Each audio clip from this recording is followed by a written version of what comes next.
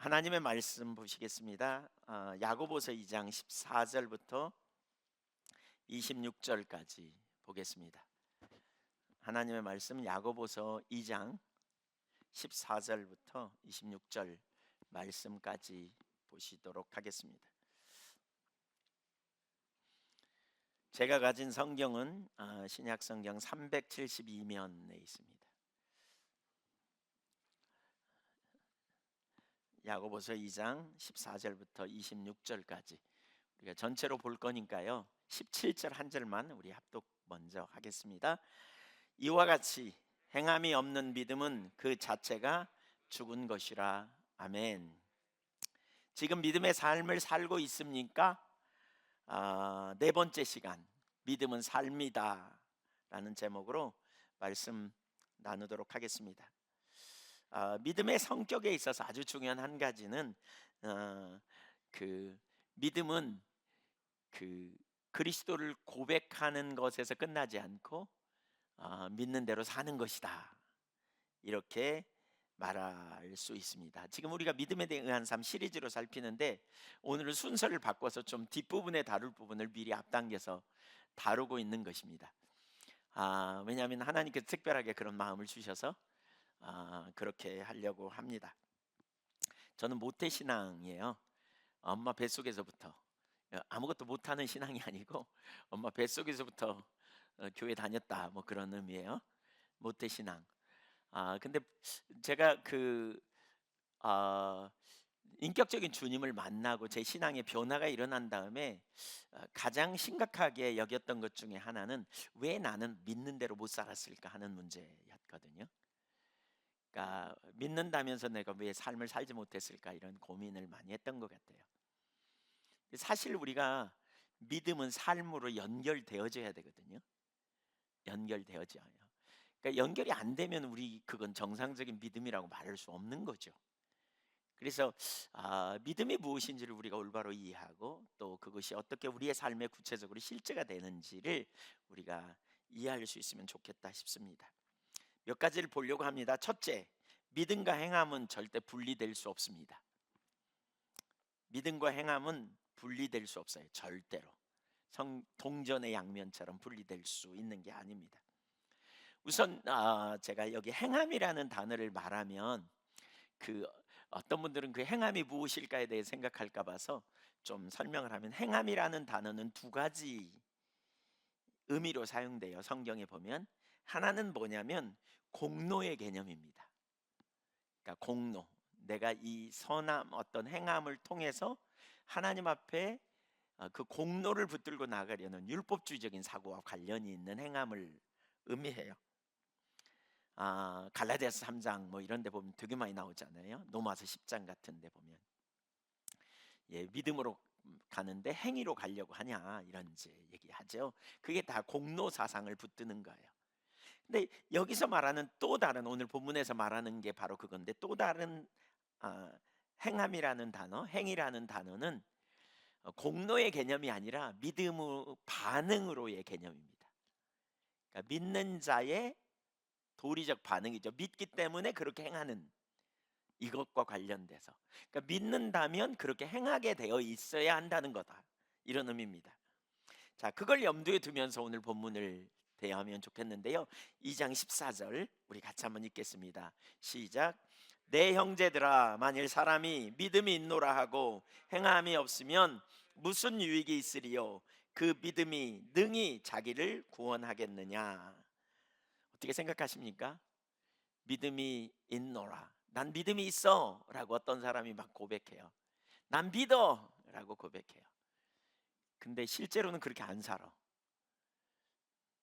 그러면 아무 유익이 또 없지 않냐? 이렇게 말하는 거죠. 그렇죠? 그렇게 말하는 거예요. 그러니까 믿는다면 믿는 대로 행해야 유익이 있지, 또 그 일이 실제로 일어나는 거지. 그렇지 않다면 무슨 유익이 있겠어? 이렇게 말하는 거죠. 자, 한마디로 말하면 믿는다고 말하는 거로 그치면 허망해요. 의미가 없다는 거예요. 그 예를 계속해서 야고보서는 매우 실제적인 책이거든요. 그래서 우리에게 구체적으로 예를 들어요. 15절과 16절을 한번 보세요. 같이 읽겠습니다. 시작. 만일 형제나 자매가 헐벗고 일용할 양식이 없는데 너희 중에 누구든지 그에게 이르되 평안히 가라, 덥게 하라, 배부르게 하라 하면 그 몸에 쓸 것을 주지 아니하면 무슨 유익이 있으리요. 만일 형제나 자매가, 그 말은 친형제 친자매일 수도 있어요. 결혼해 갖고 사는데 가난해, 찢어지게 가난해, 일용할 양식이 없어. 뭐 아니면 이제 교회 안에 공동체를 얘기할 수 있어요. 어떤 분이 너무나 가난하게 살아요. 먹을 양식이 없어요. 근데 그를 향해서 이렇게 말하는 거예요. 그러니까 평안히, 세 가지 여기 말하죠. 평안히 가라, 덥게 하라, 배부르게 하라. 평안히 가라는 말은 그냥 상투적인 인사예요. 잘 가, 그런 인사. 그다음에 배부르게 하라. 뭐 이 말은 뭐예요? 먹고 살아, 그 말이죠. 밥 먹어, 그 말이죠. 그다음에 이제 덥게 하라, 그 말은 옷 잘 입고 다녀, 그 말이에요. 근데 어떤 지체가 먹을 게 없어, 양식이 없어, 없는 줄 알아. 근데 뭐라 그러냐면 잘 가, 그러면서 옷 좀 입고 다녀, 추운데 왜 옷을 안 입어? 밥 먹어, 집에 가서 밥 먹고 다녀, 이렇게 말한다는 거예요. 그러면 그 듣는 사람 입장에서는 이게 무슨 의미가 있겠어요? 그렇잖아요. 여러분이 그런 상황인데 누가 여러분에게 반가워 그러면서 잘 가, 근데 옷 입고 다녀, 밥 좀 먹고 살아, 누가 모르나? 먹을 게 없으니까 못 먹는 거지. 헐벗었으니까 입을 옷이 없으니까 못 입는 거지. 근데 실제로 쓸 것을 주지도 않은 채 그렇게 말하는 건 아무런 의미가 없지 않냐? 그건 허망한 말이고 그건 빈말에 불과하지 않냐? 오히려 듣는 사람에게 상처를 주는 말이 아니냐? 이런 표현을 하면서 너희가 믿음이 있다고 고백하면서 실제로는 행하지 않는다면 그게 무슨 의미가 있겠냐? 이런 말입니다. 지금 그건 허망한 말이야. 그건 빈말이야. 마치 배고픈 사람에게 집에 가서 밥 먹어, 이렇게 말하는 것과 똑같은 말이라는 거예요. 나 믿음이 있어, 하나님 저 믿어요 라고 말하는데 실제로는 그렇게 살지 않으면 하나님 보시기에 그건 허망한 말이고 아무 쓸데없는 말이라는 거예요. 그래서 17절에 그렇게 말하는 거죠. 17절에 뭐라 그래요?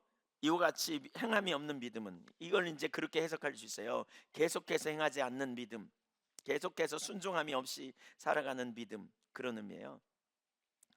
그 자체가 죽은 것이래. 아무짝에 쓸모없다는 거예요. 여러분, 믿음은 뭐예요? 믿음은 하나님의 말씀에 기초한다 그랬어요. 그러니까 하나님의 말씀을 듣는 순간 우리가 믿음으로 반응해야 돼요. 순종의 자리로 가야 돼요.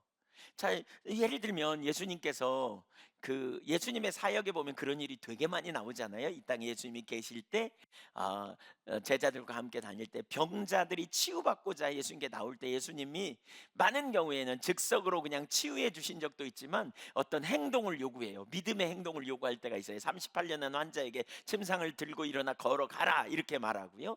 또 예를 들면 10명의 나병 환자가 예수님께 치유받으러 올 때 예수님 뭐라 그래요? 나았다, 이렇게 말하지 않고 가서 제사장에게 보이라. 그들이 순종하고 갔더니 나병이 나았고 침상을 일어나 들었더니 나았고 막 이런 일이 일어났잖아요. 요한복음 9장에 보면 또 이런 표현이 있죠. 나면서부터 소경된 자가 있었어요. 그를 치유해달라고 데리고 왔어요. 그때 예수님께서 그에게 어떻게 합니까? 어, 진흙을 이겨가지고요, 침을 뱉어서 진흙을 이겨가지고 그 눈에 발라줘요. 그리고 뭐라 그러냐, 실로암 못에 가서 씻으라 그랬어요. 발라주고 난 다음에 실로암 못에 가서 씻으래요. 이게 뭐예요? 믿음의 행동이에요. 요한복음 한번 볼까요? 9장 11절, 요한복음 9장 11절 10절부터 볼까요? 그들이 묻되, 사람들이 물어요.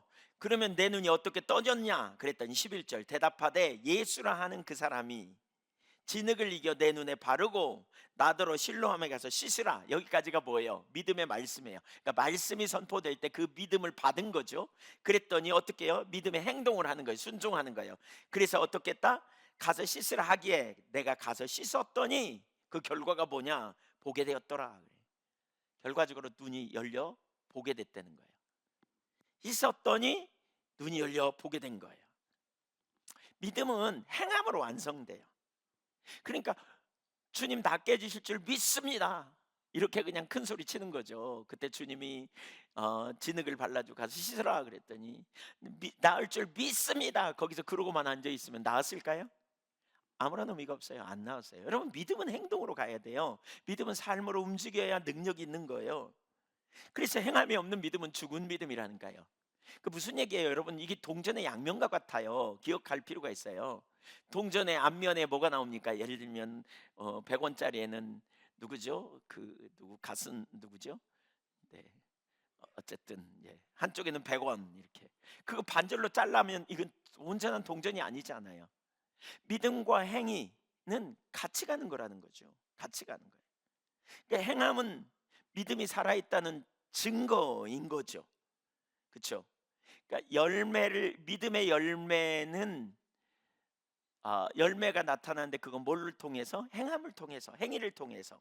그래서 영어 성경에 이 행위를 액션이라고 말하고 있어요. 액션. 움직이는 거예요. 활동하는 거예요. 믿음은.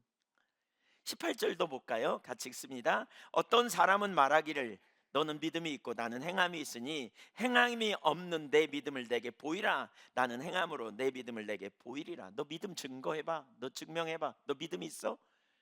너의 행함으로 보여봐. 이렇게 말하는 거죠. 나는 내 행함을 통해서 내 믿음을 보일 거야. 이렇게 말해요. 행함이 없는데 어떻게 믿음이 있다고 보아? 아니잖아. 이렇게 말하는 거죠. 이거 가르치는 바는 명백한 메시지는 하나예요. 뭐냐? 행함과 믿음과 행함은 분리될 수 없다는 거예요. 믿음과 행함은 하나라는 거예요. 하나예요, 하나. 따로가 아니에요. 믿음과 행함은 한 개예요, 한 개. 예. 따로 나누어질 수가 없다는 거예요. 없다는 거예요.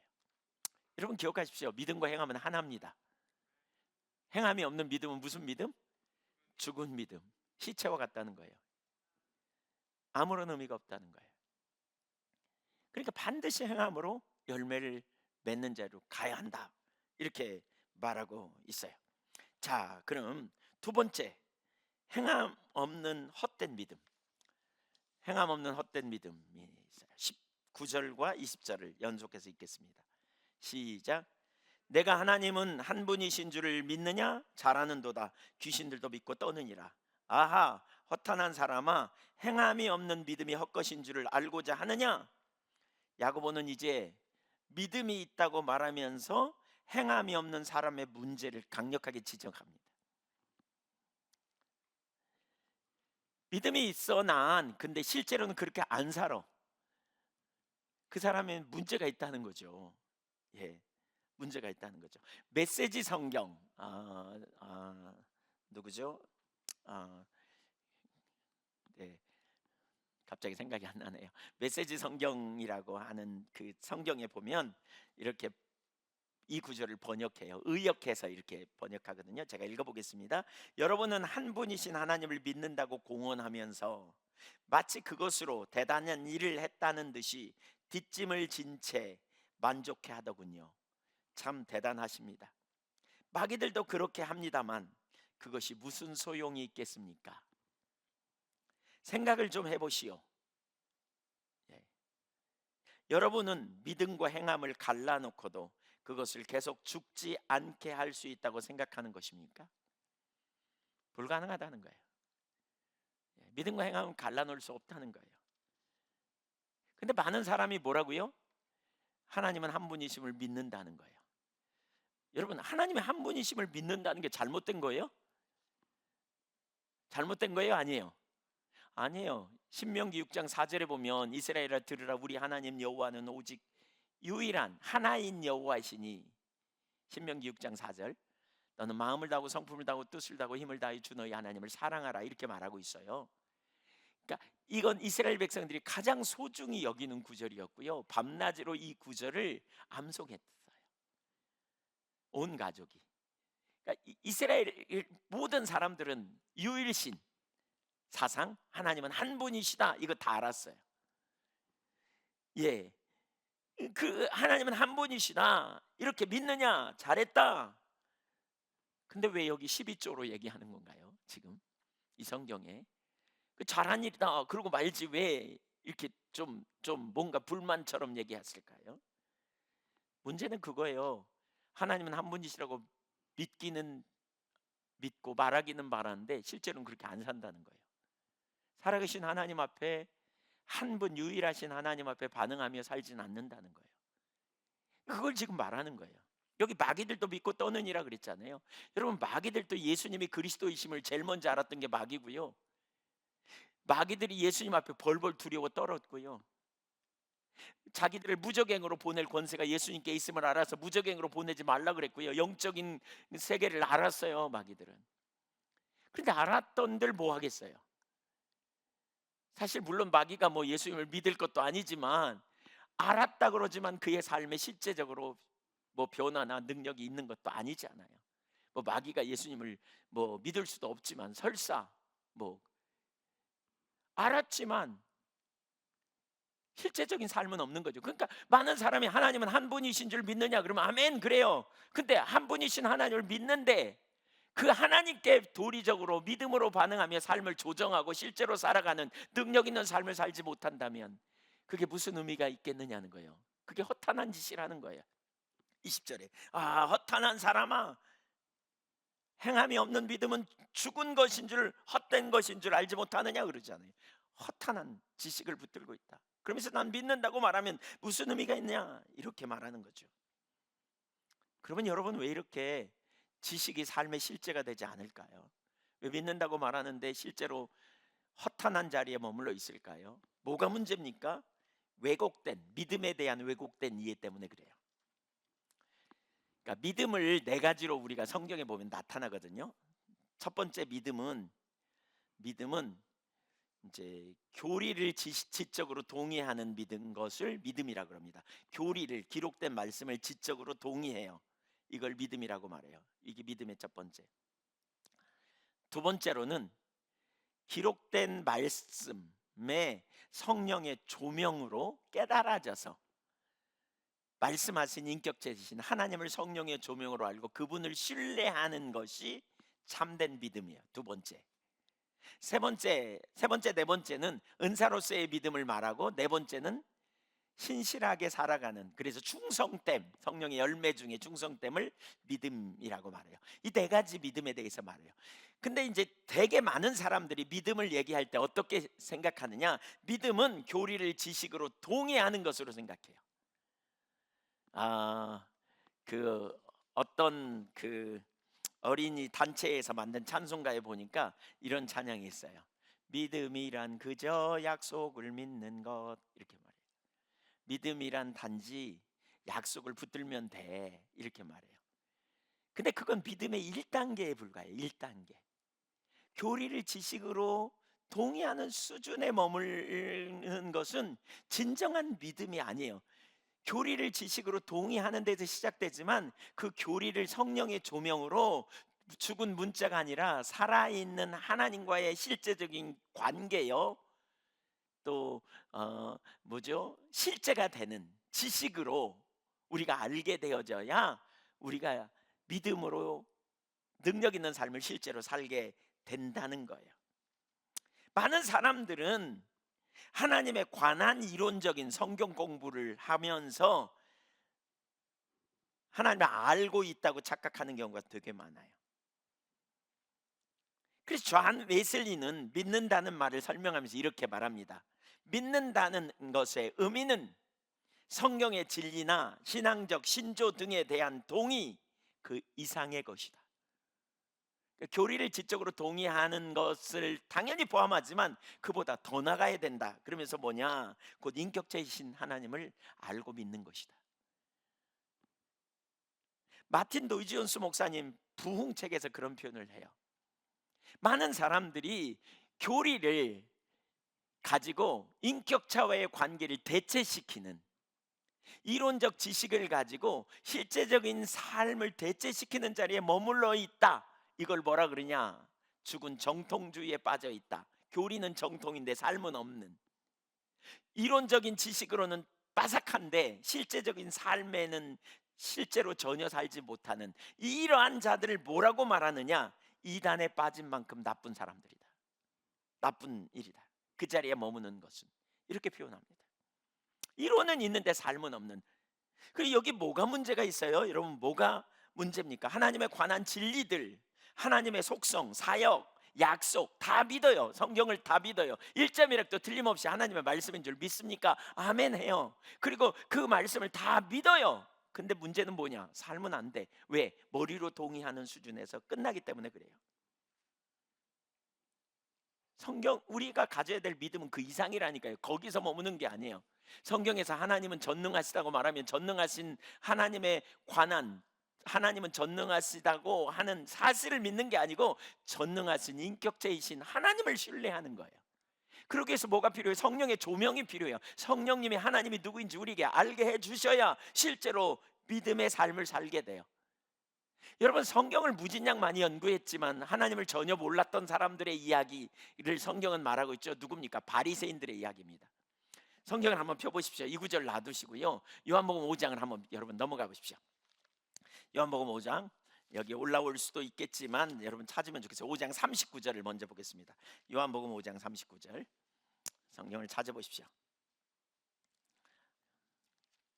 바리새인들이 어떤 사람인지, 성경을 얼마나 열심히 연구했는지 한번 보십시오. 5장 39절에 이렇게 말합니다. 같이 읽어볼까요? 시작. 너희가 성경에서 영생을 얻는 줄 생각하고 성경을 연구하거니와 이 성경이 곧 내게 대하여, 예수님께 대하여 증언하는 것이다, 그 말입니다. 40절. 그러나 너희가 영생을 얻기 위하여 내게 오기를 원하지 아니하는도다. 바리새인들은 성경 박사들과 같았습니다. 오늘날로 말하면 신학 박사들. 성경을 주야로 묵상하고요, 연구했습니다. 왜요? 영생을 얻기 위하여. 성경에서 영생을 얻는 줄 생각하고 영생의 길이 있음을 알고, 근데 영생의 길 대신 예수님을 정작 못 만나요. 예수님을 못 알아봤어요. 왜 그럴까요? 뭐가 문제일까요? 사실 그뿐만이 아닙니다. 여러분, 42절로 가보세요. 거기 그들은 누구보다도 성경을 연구했어요. 성경에서 가르치는 첫 계명이 뭐예요? 여러분, 우리에게 주신 첫 번째 계명이 뭐죠? 하나님을 사랑하라 그랬어요. 근데 보세요, 42절 보세요. 시작. 다만 하나님을 사랑하는 것이 너희 속에 없음을. 여러분, 바리새인들이 하나님 사랑 않는데요. 바리새인들에게 직접 물어봐. 너네 하나님 사랑하냐? 그럼 말이라 그러냐? 이렇게 말할 거예요. 근데 예수님이 보시니까 저들은 하나님 안 사랑한다는 거예요. 그뿐만이 아니에요. 여러분, 44절 보세요. 44절 시작. 너희가 서로 영광을 취하고 유일하신 하나님께로부터 오는 영광은 구하지 아니하니 어찌 나를 믿을 수 있느냐. 서로 영광을 구했대요. 여러분 아세요? 하나님 중심에 있으면 우리는 하나님의 영광을 구해요. 근데 자기 중심으로 돌아가면 무슨 일이 벌어지냐? 자기 영광을 구해요. 자기를 확대해요. 그러니까 진정한 믿음을 가진 사람은요, 예수를 진짜 믿는 사람은, 믿음의 사람은 믿기 때문에 도리적인 반응을 하게 된단 말이에요. 하나님의 말씀에 반응하고 하나님께 반응해요. 그러면 자기를 확대하는 게 아니고요, 자기를 축소해요. 자기를 부인해요. 주님의 영광을 위해 살고, 그러니까 다른 사람을 섬기고 사랑하는 자리로 자꾸 가게 되고. 근데 이들은 성경을 무진장 연구하고 엄청나게 공부하고 의롭게 살려고 노력했음에도 불구하고 이들은 자기 영광을 구했어요. 자기를 확대하는 거예요. 여러분, 자기 영광을 구하는 게 뭐예요? 욕심대로 살고 이기적으로 살고. 그러니까 사거리에 서가지고 거기서 외식하게 큰 소리를 기도하면서 사람들에게 우리가 이런 사람이야, 자기 주머니에다 동전을 잔뜩 넣어가지고 구멍을 뚫어가지고 가면서 딸랑딸랑 떨어져서 사람들이 주스면, 야, 바리새인들이 우리를 도와주는구나, 이렇게 만들게 하고 사람에게 보이고, 그 마음에는 탐심과 탐욕이 가득해서 잔치의 상석을 노리고. 자기 확대죠. 이거 다 자기 확대입니다. 자기 영역을 넓히는 겁니다. 자기 삶의 지분을 넓히려고 노력하기 시작합니다. 내면적으로 자기를 어떻게 드러낼까, 사람들에게 나타낼까, 알릴까, 이게 자기 영광을 구하는 삶을 살았다는 거예요. 하나님 관점에서 볼 때. 46절과 7절도 보세요. 바리새인들 성경을 그렇게 연구했는데 왜 이렇게 살까 모르겠는데 46절 7절도 보세요. 모세를 믿었더라면 또 나를 믿었으리니 이는 그가 내게 대하여 기록하였음이라. 그러나 그의 글도 믿지 아니하거든 어찌 내 말을 믿겠느냐. 모세의 글, 모세 오경을 말해요. 오경 연구해서 이들은 암송도 했어요.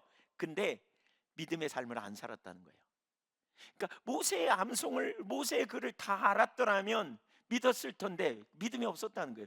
그러니까 믿는다고 말은 했지만 삶은 없은 걸 지금 얘기해요. 왜 그랬을까요? 37절과 38절 보세요. 여기 그 이유가 나옵니다. 37절과 38절 읽어볼까요? 37절 38절 시작. 또한 나를 보내신 아버지께서 친히 나를 위하여 증언하셨느니라.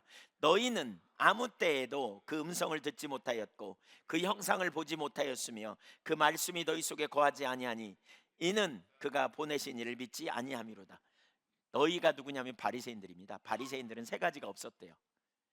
아무 때에도 한 번도 하나님 음성 못 들었다 그 말입니다. 하나님 음성 못 들었다 그 말입니다.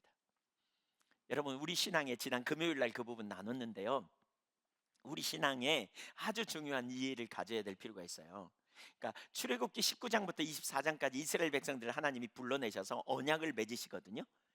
그런 다음에 25장에 제일 먼저 뭐라 그래요? 성막을 만들라 그래요. 성막을 만드는데 25장 8절과 25장 22절에 보면 두 가지 목적이 나옵니다. 하나는 뭐냐면 성막을 만드는 목적, 하나님이 이스라엘 백성 가운데 거하시는 장소가 성막입니다. 하나님이 임재하시는 장소, 동행하시는 장소로 성막을 만들려고 그러고요. 22절에 보면 거기서 하나님께서 이스라엘 백성들과 만남을 갖겠다는 거예요. 그러니까 말씀하시겠대. 하나님과 만나시는데 어떻게 만나느냐? 하나님은 영이시기 때문에 어떻게 만나요? 말씀을 보내세요. 말씀하세요. 그러면 그 백성이 듣고 하나님께 순종하고 따라감으로 하나님이 이스라엘의 하나님이 되고 이스라엘은 그의 백성이 되는. 그래서 하나님과 언약 공동체에 되게 중요한 게 뭐냐? 듣는 공동체예요. 듣는 공동체. 따라서 보세요. 말씀을 듣는다.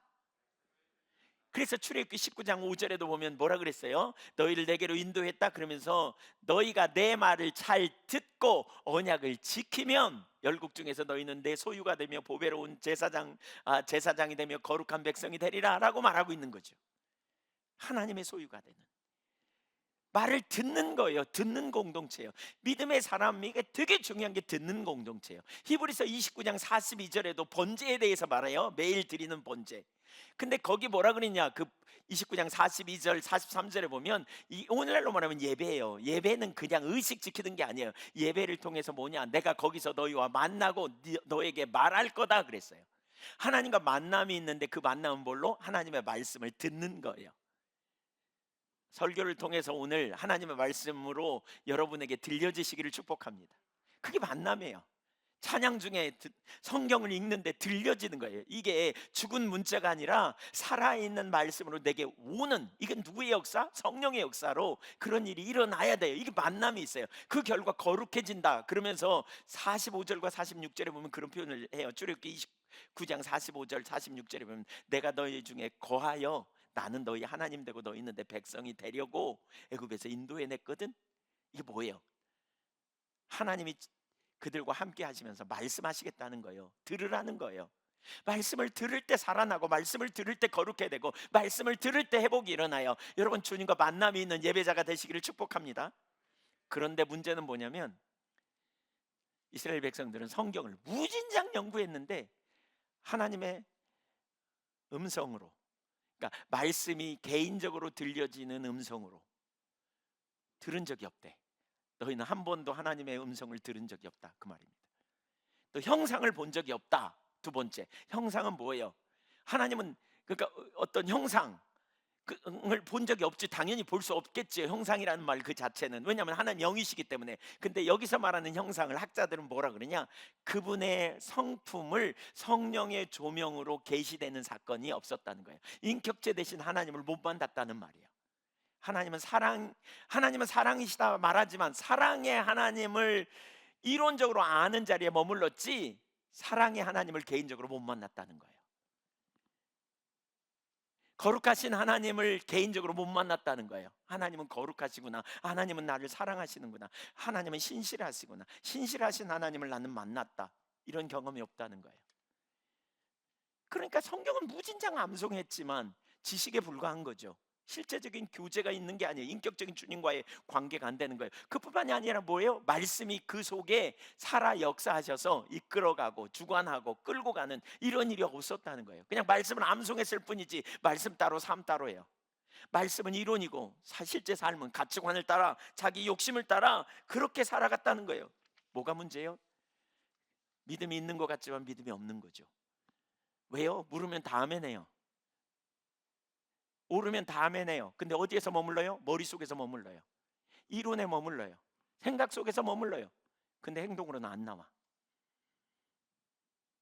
지금 이걸 얘기하는 거예요. 이걸 얘기하는 거예요. 성경은 다 알아. 말하면 다 정답인 줄 알아. 근데 삶에서는 조정이 안 돼. 지금 이걸 말하는 거예요. 이게 바리새인들의 신앙이었다는 거예요. 그러니까 자기 중심, 자기 확대를 해요.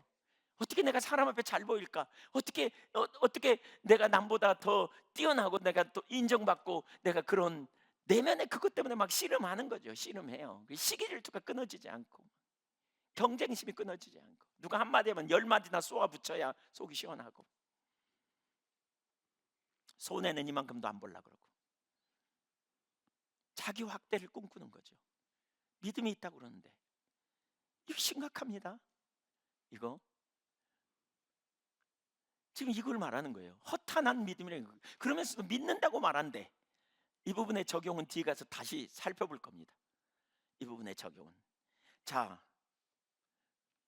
참 믿음은 교리를 지적으로 동의하는 것 이상이에요. 인격체 대신 하나님을 신뢰하는 거예요. 그를 위해서 뭐예요? 인격체 대신 하나님을 알아야 돼요. 바리새인들의 문제가 뭐였다고요? 성경은 많이 알았는데 성경이 가르치는 살아계신 하나님과의 생생한 교제는 안 됐어요. 그 하나님이 누구인지를 몰랐어요. 하나님의 관하에는 알았는데요. About God. 그런데 knowing God, 하나님과 인격적인 생생한 교제는 안 됐기 때문에 머리로는 알아요. 정답인지. 그런데 삶은 없었어요. 이게 문제예요. 세 번째, 믿음과 믿음의 열매로서의 행함. 행동은 의지의 영역입니다. 그래서 우리가 하나님을 신뢰한다면 행동하게 됩니다. 참 믿음에는 열매가 있습니다. 왜냐하면 행동하기 때문에 그렇습니다. 두 가지 예를 들어서 야고보 기자는 설명합니다. 첫째, 아브라함의 믿음을 보십시오. 믿음과 행함은 하나입니다. 아브라함의 믿음을 통해서 한번 따라서요. 믿음과 행함은 하나다. 자, 21절을 볼까요? 네, 21절 시작. 우리 조상 아브라함이 그 아들 이삭을 제단에 드릴 때에 행함으로 의롭다 하심을 받은 것이 아니냐. 22절. 내가 보거니와 믿음이 그의 행함과 함께 일하고 행함으로 믿음이 온전하게 되었느니라. 행함과 믿음은 짝이다 그 말입니다. 분리할 수 없다 절대로 그 말입니다. 23절을 보세요. 아주 중요합니다. 시작. 이에 성경에 이른바 아브라함이 하나님을 믿으니 이것을 의로 여기셨다는 말씀이 이루어졌고 그는 하나님의 보시라 칭함을 받았나니. 자, 23절을 이해해서 21절을 설명하려고 합니다. 23절 아브라함에 대한 믿음에 대해서 말하잖아요. 아브라함을 뭐라고 우리는 불러요? 믿음의 조상이라고 불러요. 믿음의 조상. 아브라함은 믿음의 사람이라고 불러요. 그런데 보세요. 이 아브라함이 믿음의 조상이 어떻게 됐는가를 우리가 이해할 때 창세기 15장 6절에 보면 이런 표현을 해요. 아브라함이 여호와를 믿으니 여호와께서 이를 그의 의로 여기시고, 여기엔 배경이 있어요. 하나님이 아브라함에게 그 내 후손을 복주리라고 하셨잖아요. 근데 자식이 안 나, 없어. 기다려도 안 나. 가나안 땅에 갔는데 자식이 없어, 안 생겨. 그러니까 어느 날 하나님이 아브라함에게 나타나셔서 이렇게 말해요. 아브라함아, 내가 너의 상급이고 방패다. 창세기 15장 1절 이하에 보면. 그랬더니 아브라함이 뭐라 그래요? 하나님, 저에게는 엘리에셀이면 족합니다. 뭘 주시려고요? 엘리에셀이면 족합니다. 저 다메섹 사람 제 종 엘리에셀이면 충분합니다. 그랬더니 아니야, 네 몸에서 날짜를 통해서 네 후손을 줄 거야. 그러면서 밖에 나가 봐봐. 밤하늘을 봐.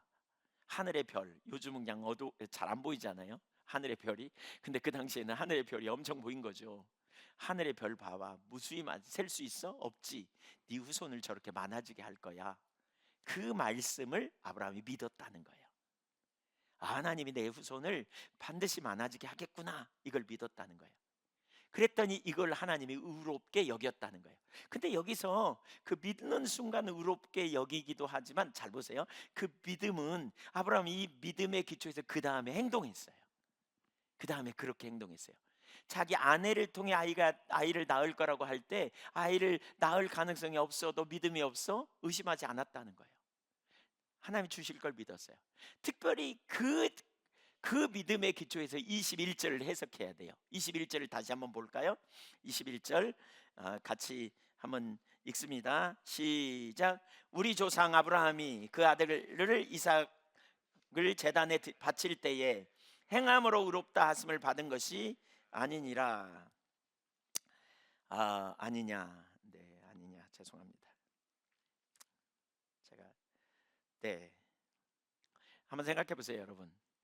하나님 백세에 난 아들 독자 이삭, 아브라함에게는 정말 이쁠 거예요. 정말 소중할 거예요. 근데 그 아들을 바치라 그래요.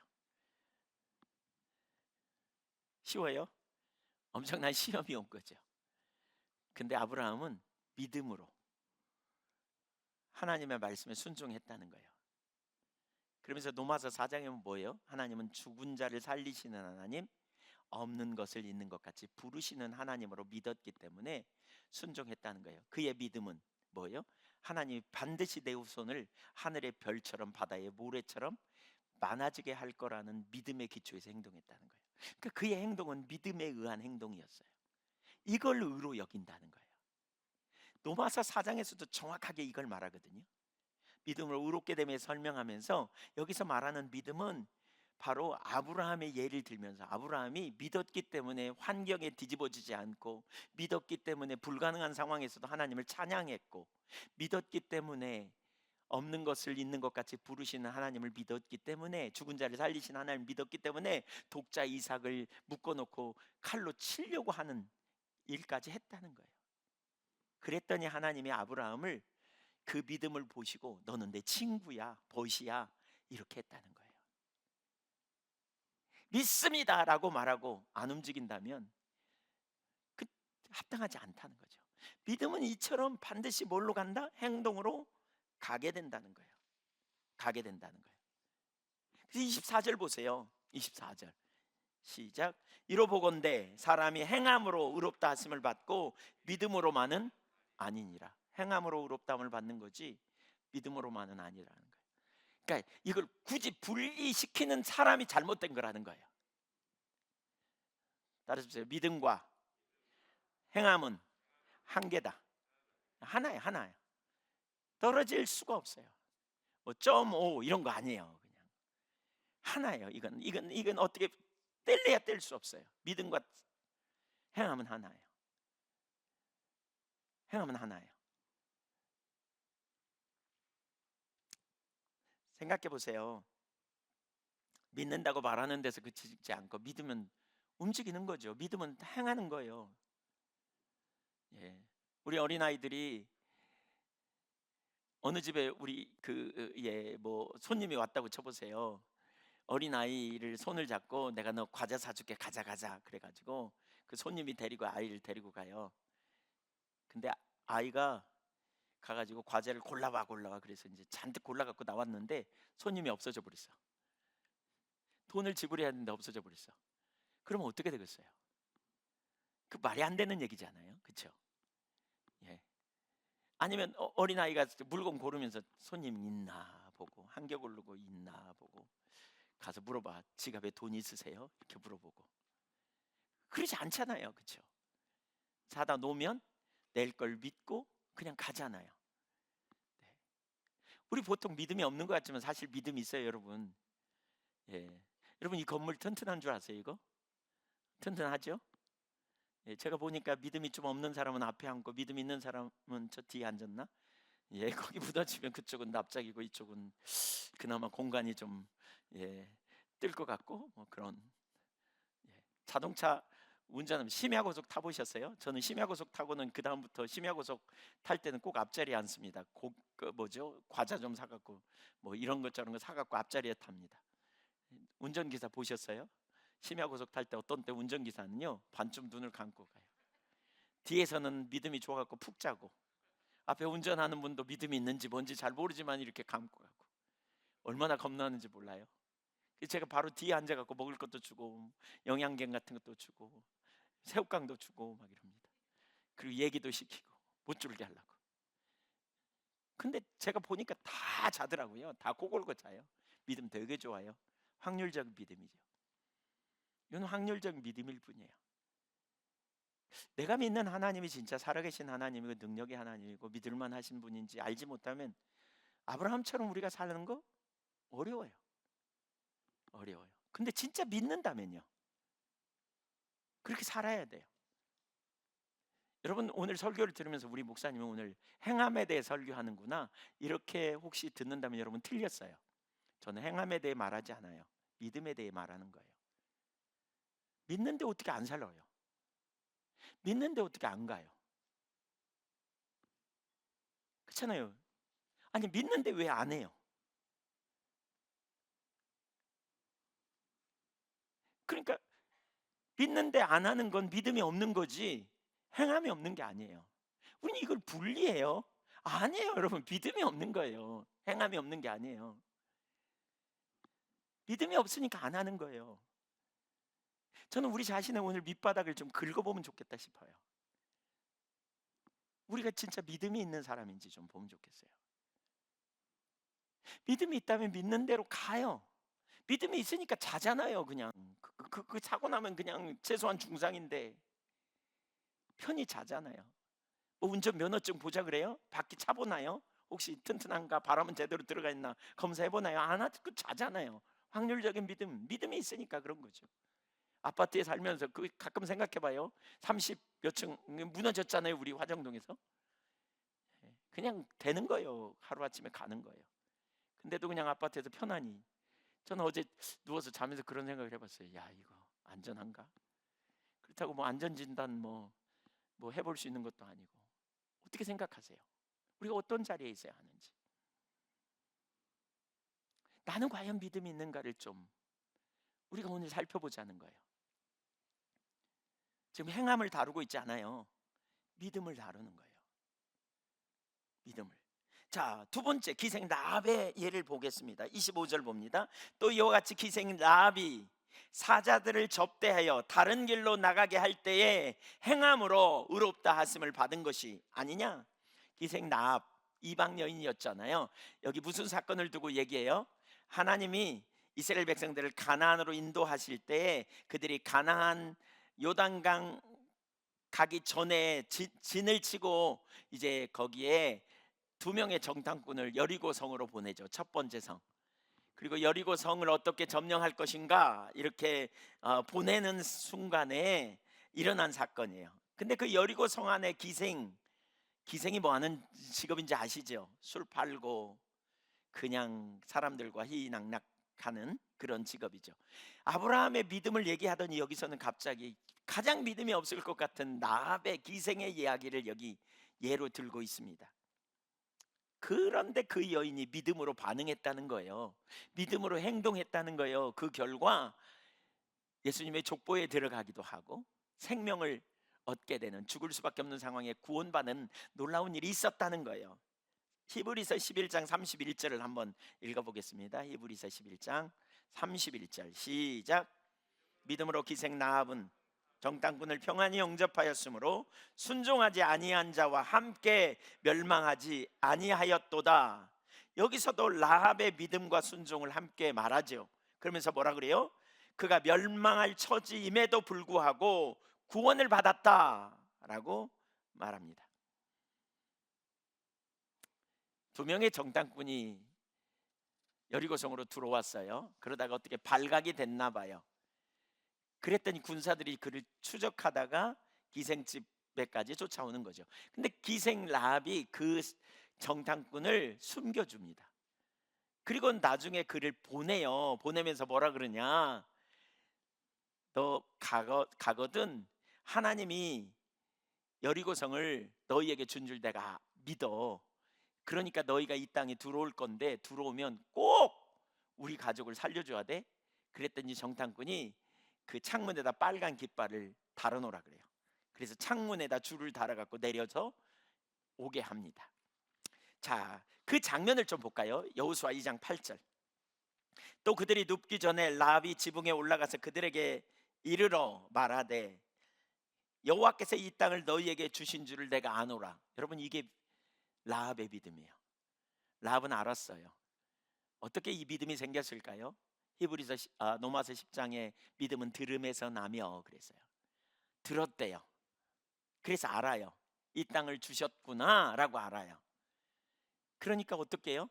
그 땅을 주셨으니까 그런 반응을 하는 거죠. 이제 이게 믿음이에요. 믿는다면 그렇게 반응하는 거죠. 믿는다면 하나님이 주셨어 이 땅을. 이제 우리는 저 이스라엘 백성들에게 점령당할 거야 이 성은. 그러니까 이제 우리는 어떻게 해야지? 이게 믿음의 반응이에요. 그뿐만이 아닙니다. 그 뒤에 보시죠. 우리가 너희를 심히 두려워하고 이 땅 주민들이 다 너희 앞에서 간담이 녹나니 이는 너희가 애굽에서 나올 때에 여호와께서 너희 앞에서 홍해 물을 마르게 하신 일과 너희가 요단 저쪽에 있는 아모리 사람의 두 왕 시온과 옥에게 행한 일 곧 그들을 전면시킨 일을 우리가 들었음이라. 우리가 듣자 곧 마음이 녹았고 너희로 말미암아 사람이 정신을 잃었나니 너희의 하나님 여호와는 위로는 하늘에서도 아래로는 땅에서도 하나님이시니라. 하나님이 진짜 하나님이야. 내가 알았어. 우리가 알았어. 우리가 그 하나님을 믿었어. 이제 하나님이 너희에게 그 땅을 주신다는 것도, 이 땅을 주시는 것도 내가 알았어. 그러니까 이 기생 라합으로서는 어떻게 하느냐? 뭔가 반응을 했어야 돼요. 이제 이게 믿음이에요. 그러니까 그냥 있을 수 없다는 거죠. 근데 때마침 정탐꾼이 자기 집으로 들어왔어요. 어떻게 들어왔을까요? 이 믿음을 가진 것을 하나님이 아시고 기생 라합의 집에 정탐꾼을 보냈겠죠. 그래서 그가 살아난 거 아닙니까? 그가 살아난 거 아니에요? 만약에 이걸 알았어, 그래도 난 안 할 거야 라고 말했다면 그가 살았을까요? 정탐꾼 고발해가지고 정탐꾼 잡혀가게 하고 이거 잘 됐다 이러고 말았더라면 그가 살았을까요? 아니에요. 여러분, 정말 안다면 믿겠죠. 믿는다면 행하겠죠. 그래서 아는 것, 믿는 것, 행하는 것 다 같이 가는 일입니다. 그리고 영광을 보는 겁니다. 그 바꿔 얘기하면 알아야 믿을 수 있고 믿으면 반드시 행함으로 가야 합니다. 그래야 하나님의 영광을 볼 수 있습니다. 이걸 따로 떼어버리는 게 문제입니다. 이걸 따로 떼어버리는 게 문제예요. 왜 떨어졌다고요? 아까 설명했죠. 지식에 머물기 때문에 그래요. 실제로 하나님을 몰라. 하나님의 관한 이론은 있지만 실제로 하나님을 모르면서도 안다고 착각해. 왜? 성경 많이 읽으니까. 왜? 들었거든. 근데 삶에서는 실제로 믿음의 행동을 하지 못하는 거죠. 그러면서 믿음이 있다고 착각해요. 아니에요, 여러분. 이 결론에 가면 전혀 아니에요. 그 믿음 없는 거예요. 없는 거예요. 행함이 없는 게 아니라 믿음이 없는 거예요. 믿음이 없는 거예요. 믿음이 없으니까 안 하는 거예요. 믿음이 있으면 행하게 돼 있어요. 저는 여러분, 우리 행함의 문제를 지금 보지 말고 내가 믿음에 있는가를 보셔야 돼요. 믿음이 있으면 살게 돼 있어요. 믿음이 있는데 어떻게 안 움직여요? 믿음이 있는데 어떻게 반응 안 해요? 진리인데, 생명인데, 능력인데. 우리 자신의 실상을 좀 적나라하게 보면 좋겠어요. 26절을 보세요. 영혼 없는 몸이 죽은 것 같이, 영혼 없는 몸이 죽었다 그러잖아요. 영혼 없는 몸, 영혼이 떠나갔으면 그 몸을 우리는 뭐라 그래요? 시체라 그래요. 시체 어떻게 해야 돼요? 놔둬요? 어떻게 해요? 빨리 처리하잖아요. 시신이기 때문에. 영혼이 떠나가면 시신이에요. 능력이 없어요. 아무런 효력이 없어요. 똑같다는 거예요. 행함이 없는 믿음은 죽은 거라는 거예요. 아무런 효력도 아무런 능력도 없어요. 헛된 거예요. 자, 이제 마지막 결론과 적용으로 가보겠습니다. 네 번째, 결론과 적용. 그렇다면 이 논리의 기초에서 제가 여러분에게 질문합니다. 여러분, 믿는 분이신가요? 우리는 믿는 사람인가요? 우리는 믿음이 있는가요? 나는 믿는 사람인지 아닌 사람인지 살펴봐야 돼요. 제가 이렇게 질문해 보겠습니다. 여러분 구원의 확신이 있으십니까? 네. 구원의 확신이 있어야 합니다. 그래야 구원받습니다. 근데 점검이 필요합니다. 그 믿음이 구원받는 확신의 출처가 어디인지 한번 점검해 보자고요. 나는 구원받는 믿음이 있다. 예. 로마서 10장 10절에 보면 믿음은 들음에서 나며, 로마서 10장 17절에 들음은 그리스도의 말씀으로 말미암는다. 그리스도에 관하여 들어서 믿음이 있다. 그래서 나는 예수님을 내 삶의 주와 그리스도로 영접했다. 그렇죠? 그래서 우리는 하나님의 백성이 되었다. 근데 앞에서 말한 건 기억하십시오. 그렇게 믿는다면 믿음의 반응이 나와야 돼요. 근데 그렇게 믿는다고 말하면서 믿음의 반응이 없다면 행위가 없는 게 아니라 믿음이 없는 거예요. 실제로 믿음이 없으면, 영생의 확신이 있다고 말하는데 삶이 없으면 이거는 이론이에요. 어쩌면 자기 확신일 수도 있어요. 내가 그냥 믿어. 그리고 그냥 믿으려고 노력해가지고 얻어진 확신일 수도 있어요. 실제로 성경이 그렇게 말해요. 마태복음 7장 21절 이하를 우리 보죠. 한번 마태복음 7장 21절 이하. 나더러 주여 주여 하는 자마다 다 천국에 들어갈 것이 아니요 다만 하늘에 계신 내 아버지의 뜻대로 행하는 자라야 들어가리라. 그날에 많은 사람이 나더러 이르되 주여 주여 우리가 주의 이름으로 선지자 노릇하며 주의 이름으로 귀신을 쫓아내며 주의 이름으로 많은 권능을 행하지 아니하였나이까 하리니 그때 내가 저희에게 밝히 말하되 내가 너희를 도무지 알지 못하니 불법을 행하는 자들아 내게서 떠나가라 하리라. 자, 여기 보세요. 주여 주여 이렇게 말해요. 기도하면서 우리 주님 주님 이렇게 말해요. 믿음의 고백이잖아요. 예수님 당신은 나의 주님이십니다. 이렇게 믿음의 고백이에요. 그것도 한 번만 하는 게 아니라 그냥 반복해서 해요. 믿음 되게 좋은 것 같아요. 근데 예수님이 종말에 너 믿음 좋다 그리고 인정해주면 좋겠는데 여기 뭐라 그래요? 뭐래요? 너 천국 못 들어간다? 그렇게 말하는 거예요. 주님 주님이라고 말하는 사람 다 천국에 가는 게 아니래. 그러지 않아요. 이 말의 의미를 좀 더 생각해 봐야 돼요. 여러분 우리가 예수님을 주님이라고 부르는 게 뭐예요? 예수님이 하나님의 아들이심을 믿는 거고요. 하나님의 아들, 그분이 우리의 모든 죄를 담당하시고 십자가에 달려 죽으셨지만 거기서 끝난 게 아니라 부활하셨어요.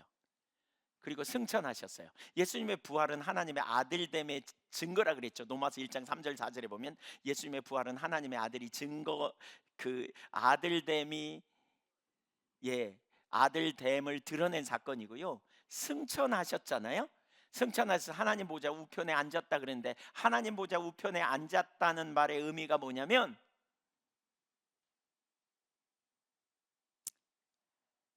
영원하신 하나님의 통치권을 아들이 유임받아서 아들이 이 땅에서 하나님, 그러니까 하늘과 땅을 다스리는 권세를 가지고 통치하시는 주권자요 왕이라는 개념이라고 이전에 설명했어요.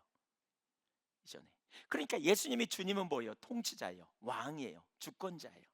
하늘과 땅의 모든 권세가 그분 손에 있음을 알기에 내가 예수님을 이 땅에서 내 삶의 주인 삼아서, 예수님을 내 삶의 통치자 삼아서 살아가는 거죠. 살아가는 거예요. 그렇다면 당연히 우리는 누구 뜻을 따라갈까요? 내 뜻대로 살아요? 주님 뜻대로 살아요? 주님이 주인인데 내가 주님을 주인 삼았으니까 주님 뜻대로 살아야 정상이죠. 근데 입술로 주님이라고 말하지만 내 기분대로, 내 감정대로, 내 욕심대로, 내 마음과 육체 원하는 욕망이 시키는 대로 살아가. 그래서 예수님이 그러는 거예요. 난 너희 도무지 모른다. 넌 불법을 행하는 자야. 너는 내 기준대로 살지 않아. 너 입술로 나를 믿는다고 주님이라고 고백했지. 실은 너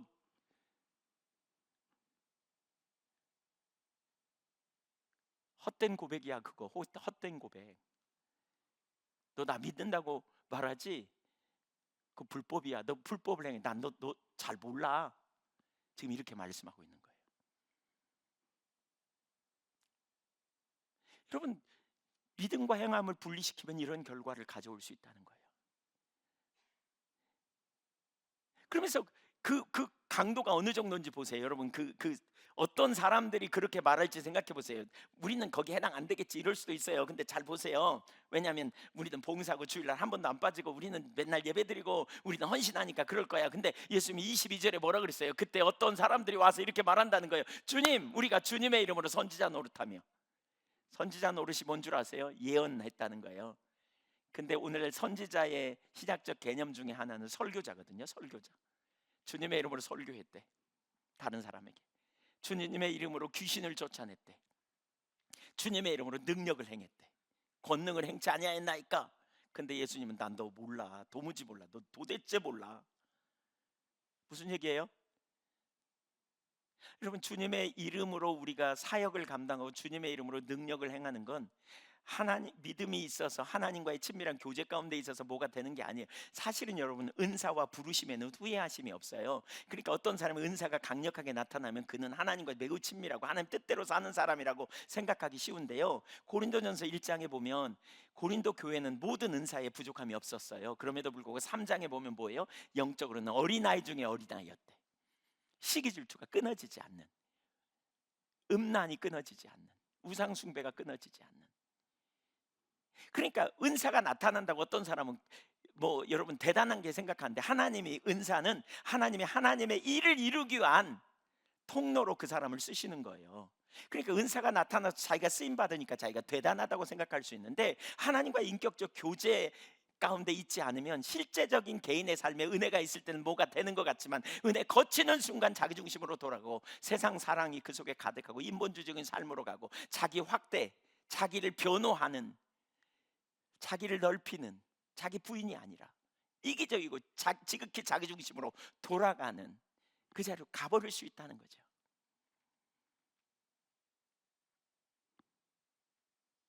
다시 말씀드리지만 행함이 없는 자는 구원 못 받는다 이 말 아닙니다. 지금 믿음이 있는가를 보라는 겁니다.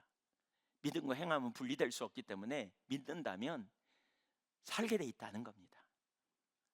하나님이 살아계신데, 그리고 수많은 약속을 주시죠. 너 염려를 내가 맡기라 그러는데, 기도할 때 피할 길을 주신다 그러는데, 믿는다고 말하는데 문제가 생기는데 염려는 한가득하면서 피할 길을 구하지는 않아. 내 모습이 그래.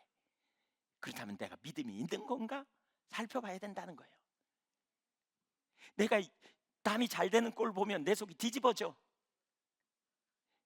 물질적인 문제 조금만 드러나도 그냥 한 푼이라도 내게로 손해로 내게 유익이 안 돌아올까 혈안이 돼가지고 누가 한마디 하면 10마디나 받아쳐. 자기를 확대하는 자리에 혈안이 돼 있어. 그럼에도 불구하고 하나님 말씀 앞에 아멘 하면서 나는 믿음이 좋아. 진짜 착각일 수 있습니다. 우리 중심을 들여다봐야 합니다. 삶에서는 자기 뜻대로 행하면서 주님을 믿는다고 말하는 게 과연 합당한 일인가? 우리가 하나님을 안다면, 살아계신 하나님, 그분의 속성, 그분의 행하심, 그분의 약속을 믿는다면, 그 약속이 반드시 이루어질 걸 믿는다면, 우리 염려하고 주저앉아 있기보다는 믿음으로 하나님을 신뢰하여 찾고 길을 구하고 그렇게 행하겠죠.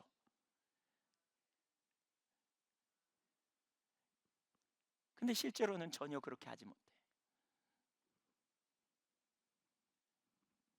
원수 갚는 걸 하나님께 맡기라고, 우리의 머리를 들어주신 분이 하나님이라고, 하나님은 눈동자와 같이 우리를 지키시고 보호하시고 머리털 하나 빠진 것까지 다 아시는 하나님, 전지하신 하나님이심을 알면서도 불구하고 그렇게 안다고 믿는다고 입술로 고백하면서도 불구하고 실제로 작은 문제 앞에서 원통해하고 원한을 풀지 않고 쓴뿌리를 풀지 않고 계속해서 반복적으로 그 자리에 있는다면 믿는 건가요? 세상에 푹 젖어 살면서 세상적 가치관을 따라 자기를 드러내고 자기 욕심을 따라 시기하고 질투하고 후욕하고 남을 비난하고 가장 가까이에 있는 가족과 다툼이 끊어지지 않고 잘못을 계속해서 지적하고 변치 않는 모습, 안 변한다고 상대편 탓만하고 수용하고 받아주는 자세는 한 개도 못 갖는 상태. 부드러운 말, 온유한 말을 하지 않고 계속 쏘아붙이고 욕하고 자기를 변호하고 유익을 위해서 거짓말도 하고 스스로 변호하기 위해 남 탓하고 원망하는 자리에 있으면서 난 천국 갈 거야 라고 말한다면 이거 성경적입니까? 이거 맞는 말입니까? 그 믿는 거 맞습니까? 아닌 것 같아요. 내가 진짜 믿는 사람인지 우리가 살펴봐야 돼요. 세월이 더 가기 전에 우리 믿음을 점검해보면 좋겠어요. 나는 과연 지금 믿는 대로 발을 옮기고 있는 사람인가?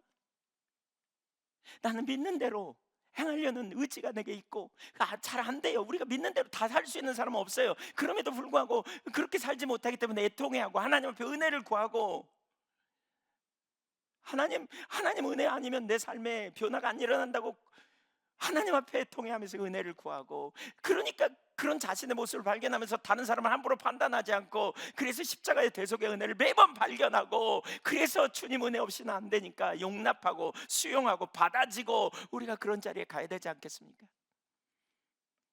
믿음의 자리에 있다면. 그저께 목요일 날 새벽에 기도하는데 하나님이 갑자기 이 구절을 저에게 이렇게 깨닫게 하시면서 이걸 저에게 선명하게 비추셨어요. 그날 아침에 엄청나게 회개했어요. 하나님 앞에. 왜 제가 회개했냐면 제가 이런 설교 잘 많이 안 했다는 것 때문에 회개했어요. 십자가, 은혜, 자유, 평안 이런 설교는 되게 많이 했는데 진짜 내가 믿음의 사람으로 살지 못해 살도록 이끄는 일 잘 못했구나 싶어서 정말 많이 회개했습니다. 그리고 하나님 우리 모든 성도님들이 진짜 믿음의 사람, 진짜 믿음으로 살게 해달라고 기도했습니다.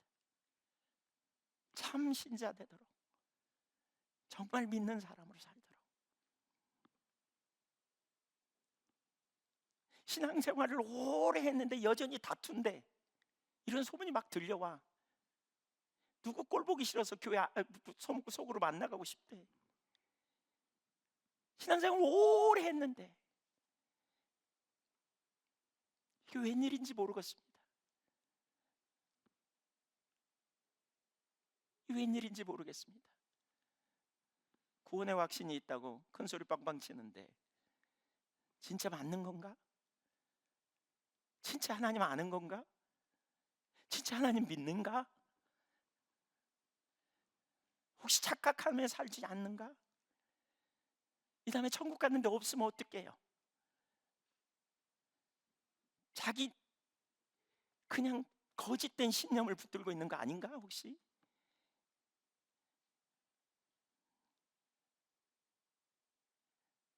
믿음과 행함을 분리시킬 수 없는데 어떤 상황에서 분리시켜 버렸어요. 지적인 동의로 끝내고 그냥 행함 얘기하면 율법주의라 그러고 이렇게 몰아가고 그냥. 여러분 아닙니다. 이건. 왜 그런 얘기 하잖아요. 나 당신 사랑해. 근데 사랑하는 모습은 한 개도 안 보여. 사랑 아니잖아요. 그거. 가정에서도 마찬가지예요. 사랑해. 그러면서 이기적이야. 맨날 자기만 생각해. 얘기하면 변호나 하고 합리화하고 아니잖아요. 사랑. 우리 하나님 앞에 믿음도 마찬가지예요. 사랑도 마찬가지인 거 아니에요? 인격적 관계인데 어떻게 서야 하는지 말씀이 있어요. 그리고 삶이 있어요. 말씀을 들어요. 근데 삶으로는 안 사라져요. 뭐 우리 다 경험하는 거 아닙니까? 저도 그렇고요. 왜 안 사라지죠? 믿음이 문제예요. 믿음이 없어요. 그럼 왜 믿음이 없어요? 믿음이 있으면 살게 돼 있어요. 근데 왜 믿음이 없을까요? 그러면 우리가 어떻게 해야 되는지를 지금 생각해 보는 거예요. 여러분의 믿음이 있는가를 적나라하게 정직하게 한번 좀 들여다보자고요. 저도 들여다보고 우리 자신도 정말 내가 주님을 믿는 믿음이 있는가를 들여다보자고요. 그러면 말씀과 삶 사이의 괴리감, 왜 내가 못 사냐면 믿음이 없어서. 그럼 왜 믿음이 없냐? 하나님을 몰라서 그래요. 지식이 없어요. 하나님을 알지 못해서 그래요. 하나님을 알면 믿어요. 하나님을 알고 그분의 말씀이 생명인 줄 안다면 그분의 말씀 앞에 전부를 걸고 따라가요. 믿음이 없어서 그래요. 그러니까 하나님 몰라서 그래요.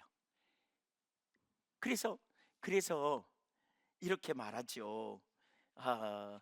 그 말씀과 삶 사이의 괴리감.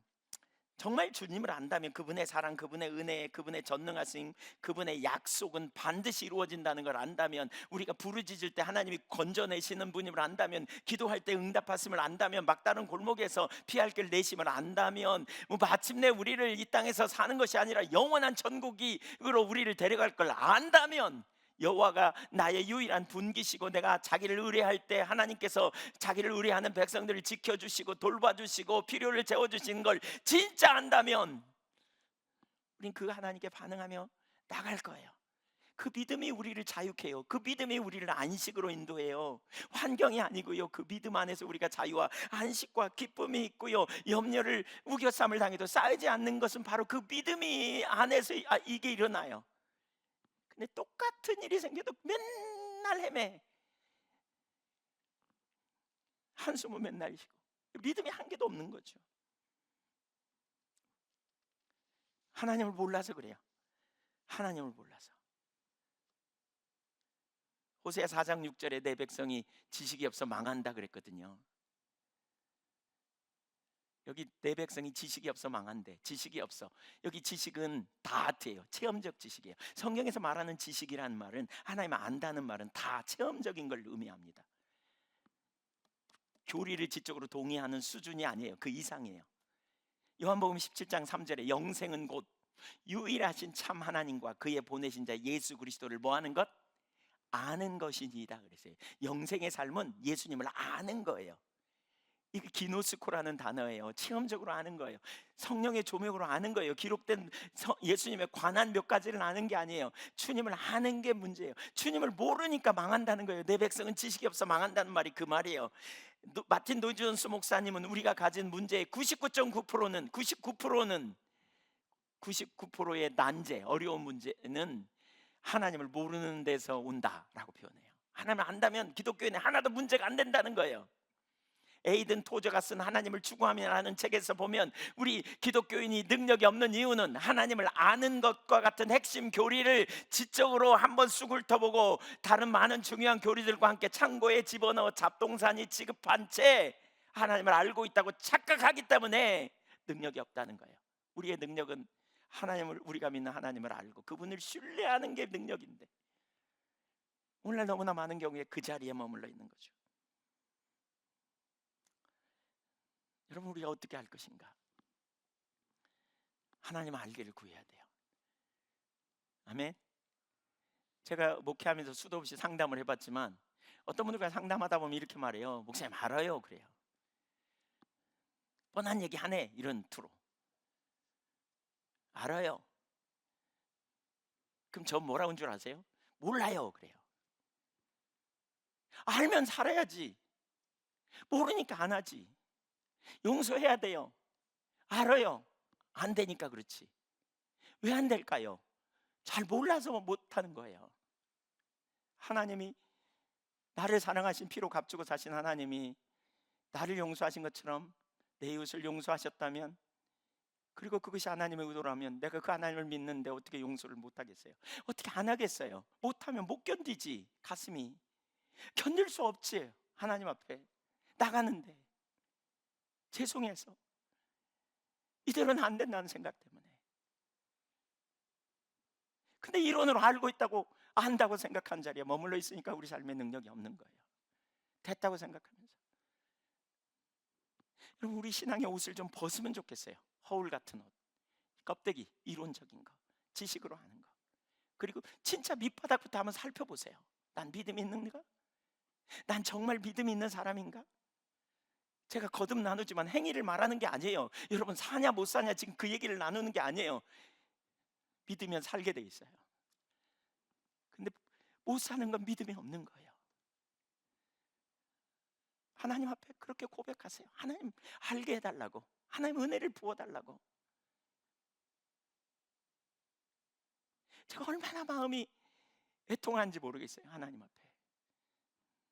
월요일날 거룩이 능력이다, 월요일날 새벽에 그런 감동을 주셔서 그거 붙들고 한참 씨름했는데, 목요일날 믿음의 확신, 구원의 확신이 너희 중에 얼마나 있는지 보라. 다 있다. 근데 그러면서 이 구절을 생각나게 하셨어요. 다 천국 갈 걸 굳게 믿어요. 근데 사실 야고보서의 기준으로 본다면 믿음 한 개도 없는 거예요. 자기 욕심대로 하고, 남 시기 질투하고, 한 번 삐지면 계속 삐지고, 한 번 물으면 끝까지 물고 그냥 원통함을 풀지 않고. 우리가 언제까지 그 자리에 있겠습니까? 우리가 하나 되지 못하는 이유가 뭡니까? 자기 확장 때문에 그래요. 자기를 드러내려고 자기 욕심 챙기니까. 부부간에도 마찬가지예요, 여러분. 우리가 하나님이 한 몸으로 만들어 주셨는데 하나 되지 못하는 건 뭐 때문에 그렇습니까? 자기를 변호하고 자기 확장을 들어가면 절대 하나 되는 거 어렵습니다. 주님을 믿음으로 우리가 그 자리에 가야 합니다. 상대편 탓만 하고 남 탓만 하고, 이거 제대로 된 믿음인지 우리 살펴봐야 합니다. 저도 저 자신을 적나라하게 들여다보고 있습니다. 하나님 앞에 통함으로 은혜를 구합니다. 하나님이 우리의 한교회를, 우리를 지금 바꿔가고 계시는 것 같습니다. 그 자리로 강력하게 초청하고 계시는 것 같습니다. 새벽마다 하나님께서 저에게 얼마나 강력하게 말씀하시는지 모르겠습니다. 할 수 있으면 여러분, 주님 찾는 시간 가지십시오. 저는 개인적으로 새벽 시간이 제일 좋은 것 같아요. 그렇지 않으면 전 바빠갖고 이 시간을 못 내요. 제가 이렇게 결단했습니다. 시간을 못 내면 잠이라도 줄이자. 새벽에 나와야 되겠다. 하나님 얼마나 은혜를 부으시는지 모르겠어요. 얼마나 하나님이, 주님이 은혜를 개인적으로 주시는지 모르겠어요. 6시에 나오셔도 되고요, 5시 반에 나오셔도 괜찮아요. 부득불 시간을 좀 늦출까 그러다가 늦추면 기존에 하는 분들이 그럴까 봐서 그냥 5시에 새벽 기도는 되지만 나오세요. 나오실 수 있는 분 나오세요. 여러분, 가정에서도 그런 시간을 좀 정해놓고 주님 찾으세요. 주님 모르는 게 문제예요. 지식이 없으면 망해요. 주님 알 길을 구하세요. 성령님께서 조명하셔서 깨닫게 해달라고. 우리가 그렇게 주님을 찾음으로 주님 안에서 하나님만 하실 크기의 역사를 경험하고 능력을 경험하는 놀라운 역사가 있기를 간절히 소망합니다. 기도하겠습니다.